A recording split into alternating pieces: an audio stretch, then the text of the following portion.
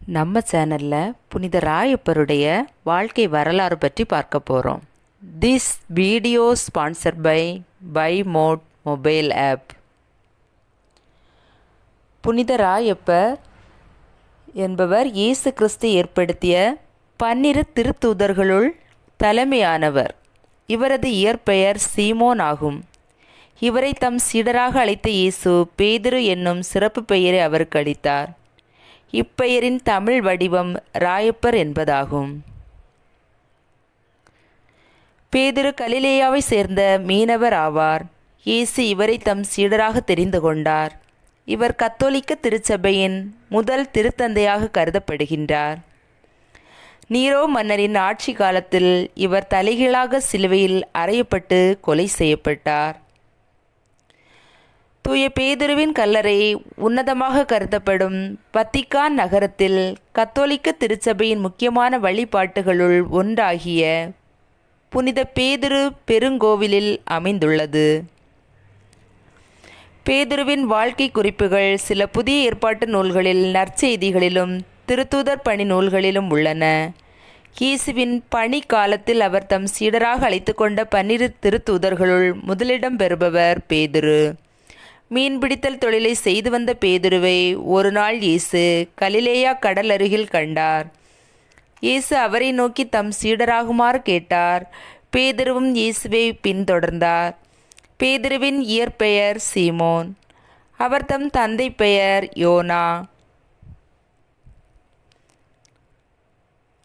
எனவே அவர் யோனாவின் மகன் சீமோன் என்று அழைக்கப்பட்டார். ஆனால் இயேசு அவருக்கு ஒரு புதிய பெயரை கொடுத்தார். விவிலியத்தில் இவ்வாறு புதிய பெயர் கொடுக்கும்போது அப்பெயரை பெறும் மனிதர் ஒரு சிறப்பு பணிக்கு அழைக்கப்படுவதை அப்பெயர் குறிப்பது வழக்கம்.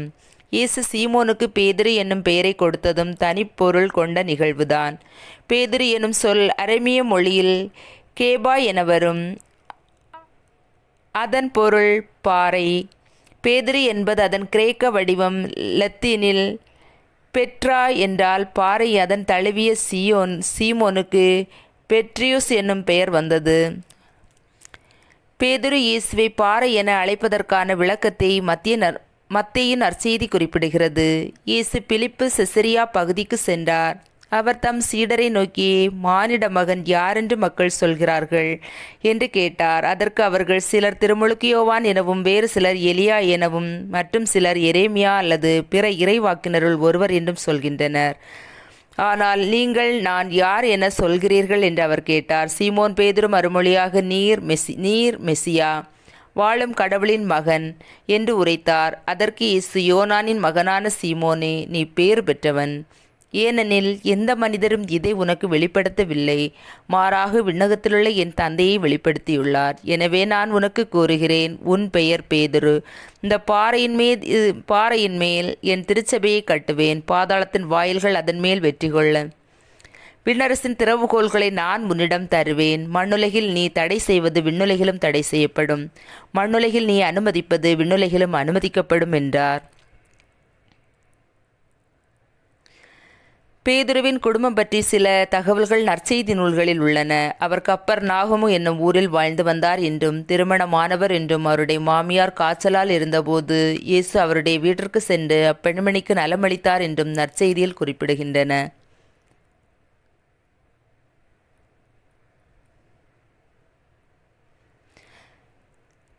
அவர்கள் தொழுகை கூடத்தை விட்டு வெளியே வந்து யாக்கோபு, யோவானுடன் சீமோன், அந்திரேயா ஆகியோரின் வீட்டிற்குள் சென்றார்கள். சீமோனுடைய மாமியார் காய்ச்சலால் கிடந்தார். உடனே அவர்கள் அதை பற்றி இயேசுவிடம் சொன்னார்கள். இயேசு அவர் அருகில் சென்று கையை பிடித்து அவரை தூக்கினார். காய்ச்சல் அவரை விட்டு நீங்கிற்று. அவர் அவர்களுக்கு பணிவிடை செய்தார்.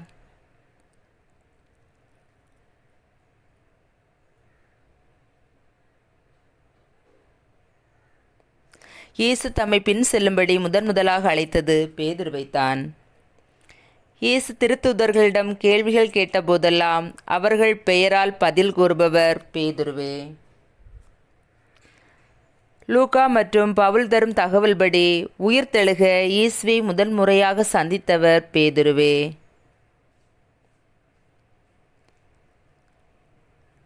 உயிர்த்தெழுந்த இயேசுவை முதலில் காண்கிறார். ஆனால் அங்கு கூட நீங்கள் புறப்பட்டு செல்லுங்கள், பேதுருவிடமும் மற்ற சீடர்களிடமும் உங்களுக்கு முன்பாக அவர் கலிலேயாவுக்கு போய்க் கொண்டிருக்கிறார். அவர் உங்களுக்கு சொன்னது போல அவரை அங்கே காண்பீர்கள் என சொல்லுங்கள் என்று இயேசு கூறுகிறார். எல்லா நற்செய்தி நூல்களிலும் அதிக முறை பெயர் சொல்லி குறிப்பிடப்படும் திருத்தூதர் பேதுருதான்.